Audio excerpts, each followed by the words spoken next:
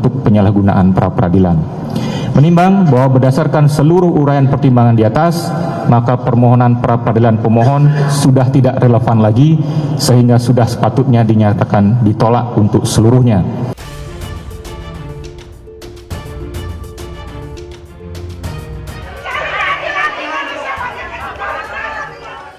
Ruang sidang berubah riuh oleh teriakan ibu-ibu pendukung Roy Suryo usai hakim membacakan putusan pra-peradilan. Kekecewaan pun ditumpahkan pendukung Roy Suryo. Hakim Tunggal Sidang Pra-peradilan Roy Suryo Iketut Darpawan memutuskan menolak seluruh permohonan pra-peradilan kedua Roy Suryo. Hakim menilai Roy Suryo sengaja memecah satu persatu dan menyalahgunakan pra-peradilan dengan tujuan menunda pokok perkara. Dengan demikian penetapan status tersangka Roy Suryo sah. Hakim Tunggal Iketut Darpawan menilai putusan pra-peradilan sebelumnya yang mengabulkan sebagian gugatan terkait penangkapan, penggeledahan dan penahanan tidak mempengaruhi pokok perkara. Nah, bagi saya menyerahkan sepenuhnya. Langkah selanjutnya pada para kuasa hukum saya. Mas Refli, Mas Abdul Ghafur Sangaji, Bu Soraya, Mas Tristan, kemudian Pak Yasena dan lain sebagainya. Ya, saya menyerahkan sepenuhnya. Apakah kemudian mau lanjut dengan pra-peradilan yang keempat? Karena apa? Karena pra-peradilan yang ketiga sudah kami daftarkan. Permohonan kliennya ditolak, kuasa hukum Roy Suryo Refli Harun menyatakan siap masuk ke pokok perkara. Kita hormati putusan ini dan tentu kalau ditanyakan pada Mas Roy apakah Mas Roy siap untuk pokok perkara, at any time kita siap. Ya, ini adalah the lawyer's way untuk mencari jalan agar kemudian Mas Roy ringan, ya, kemudian ringan langkahnya ketika harus berhadapan dengan pokok perkara. Roy Suryo juga sudah mendaftarkan gugatan pra-peradilan ketiganya yang meminta ganti rugi dan rehabilitasi ke Polda Metro Jaya atas penangkapan, penahanan, serta penggeledahan yang dinyatakan tidak sah dalam penanganan kasus dugaan fitnah ijazah Jokowi. Sidang pra-peradilan ketiga rencananya digelar pada 28 Juli. Tak berhenti, Roy Suryo berniat mengajukan gugatan pra-peradilan keempat. Dari Jakarta, tim liputan iNews melaporkan. Jangankan soal pasal, apalagi buku. Buku itu mau ditampilkan di mana? Buku itu kalau nanti mau digunakan sebagai barang bukti, sudah nggak bisa lagi, sudah P21. Sudah tutup. Respon, mau jadi apa dia? Jangankan ahli, saksi pun tidak layak untuk dikualifikasi sebagai saksi. Kenapa? Karena dulunya Respon itu adalah bagian dari yang tersangka. Kemudian mencari penyelamatan diri, dapat RJ, kemudian SP3. Kalau dia masih tersangka, dia kemudian menjadi saksi mahkota, menyerang kami, lah itu malah boleh. Tapi sekarang udah nggak, tanyakan deh pada lawyernya Jokowi. Jangan-jangan lawyernya Jokowi juga nggak akan pakai ini Respon ini, nggak akan dipakai. Udah apalagi kita bahas bukunya, udah lewat buku pesanan lagi, ya nggak usah. Jadi pemirsa sekalian, jadi persoalan ini sebenarnya bukan persoalan Pak Jokowi lagi. Ini udah negara, udah JPU dengan para terdakwa. Maka saya harus menyampaikan tentu hal-hal yang terkait dengan Pak Jokowi ya sebatas ketika beliau akan diundang untuk menyampaikan ijazah-ijazahnya aja. Jadi kalau bicara masalah ini ya saya setuju dengan judulnya sebenarnya ya kita masuk ke pokok perkara. Ke pokok perkara kemudian kita membuktikan. Membuktikan apa? Apa dasarnya Mas Roy, Bu Tiva mengatakan ijazah Pak Jokowi palsu? Itu. Sehingga kita bahas apa? Biar kita tahu apakah Mas Roy melakukan apa? Biar jelas pemirsanya, biar juga masyarakat tahu. Sehingga tidak ada twist-twist lagi. Karena persidangan ini, persidangan untuk mengatakan bahwa Mas Roy dan Bu Tiva, sebagaimana tadi rekan Refli menyampaikan, diberikan kesempatan untuk membuktikan penyampaiannya itu benar apa tidak gitu loh.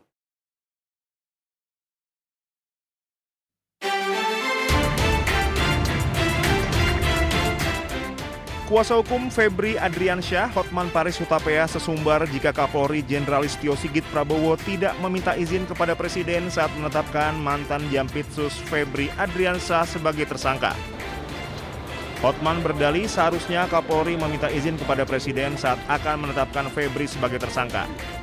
Hotman bahkan menyebut sebagai tangan kanan Prabowo, Febri telah dikriminalisasi oleh polisi.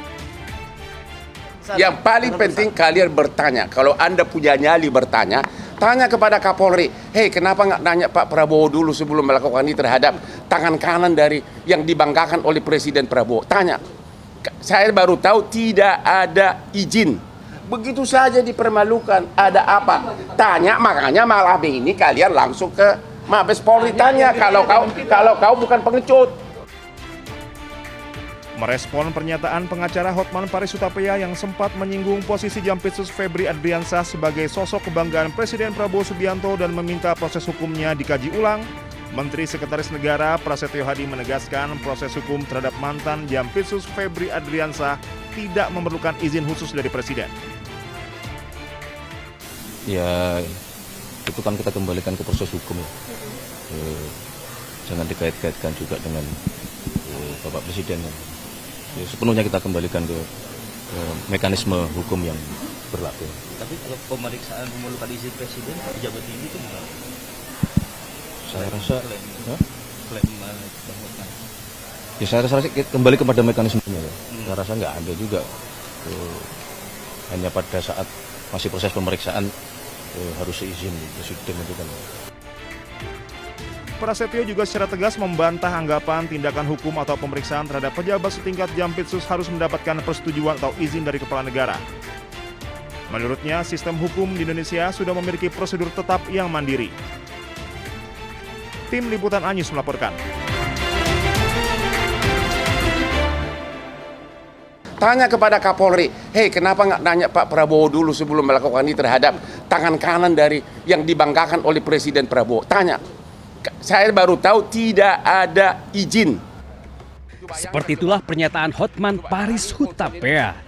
Dengan lantang ia mengkritik Polri yang berani-beraninya menetapkan Febri Adriansah sebagai tersangka tanpa izin Presiden.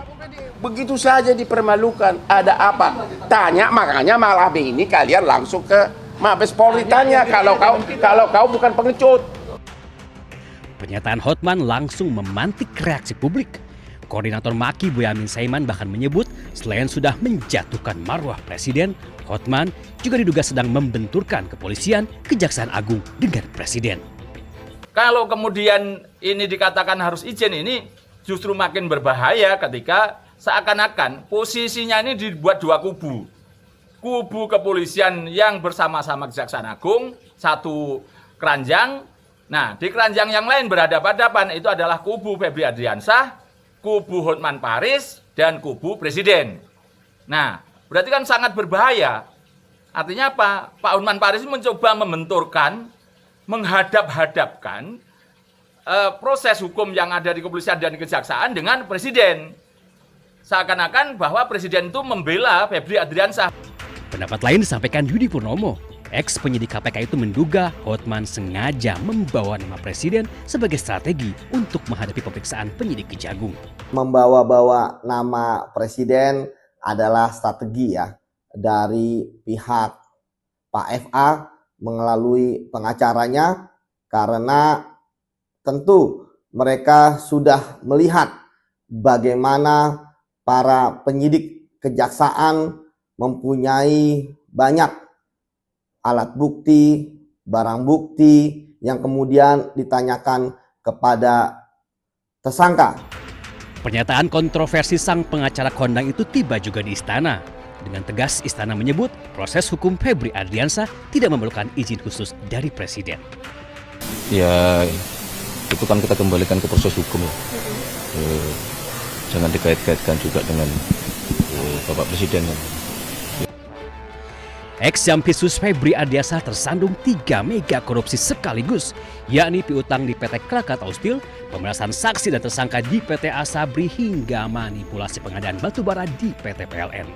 Bersama rekannya Don Rito, Febri telah ditetapkan sebagai tersangka, namun hingga kini belum juga ditahan oleh penyidik Kejagung.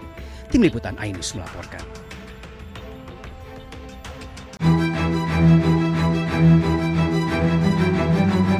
Waspadalah saat bermain ponsel di jalan. Kamera pengawas merekam aksi penjamretan di depan halte MRT Setiabudi Astra di Jalan Jenderal Sudirman, Jakarta Pusat. Seorang pria yang sedang berjalan di trotoar bersama rekannya menjadi target dua pelaku yang berkendara motor. Saat korban lengah memainkan ponselnya, pelaku langsung mendekat dan merampas ponsel korban hingga pelaku kabur. Diduga para pelaku beraksi secara berkomplot. Kami sudah melakukan penyelidikan secara menyeluruh terkait aksi penjamretan yang viral di media sosial.